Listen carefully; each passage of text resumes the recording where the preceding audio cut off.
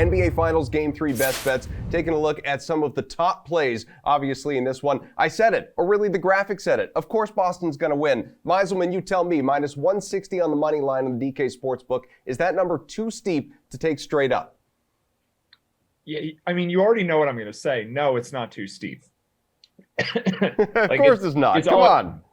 It's always the Celtics. Like, I'll take the Celtics basically every game. I did change my mind at the end of last series against Miami for a couple games there where I did think the lines got out of hand. So maybe it's not entirely a given that I'm just picking the Celtics every game no matter what. But I do think the Celtics are the better team by probably a few points, and they have home court advantage. And 3.5 points just doesn't seem high enough to me. So I do think they should be favored by 5, maybe 6, 6.5, something like that. I'm not totally buying into the idea that the Celtics are just way better off a loss. They're quite good off wins too. So that narrative, I don't like that so much. I just think that the number is too low for reasons that have more to do with the quality of the two teams. Whalen, we were just showing it on the board, obviously. It all moves. It's all in flux right now. Minus 150 from the minus 160 that I mentioned before. What do you think of the Celtics tonight? Yeah, apparently the odds makers, heard Matt's breakdown there and said, we got to shift it a little more toward Golden State.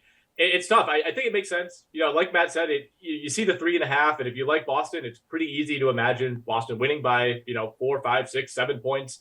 It feels like a lot of these games throughout the playoffs, if one team is in control, more often than not, you're going to end up getting a bigger spread at the end of the game. So if you like Boston, I have no problem chasing that 3.5 here. I mean, you're looking at minus 110 with the spread, minus 150 on the money line, like not a huge difference there.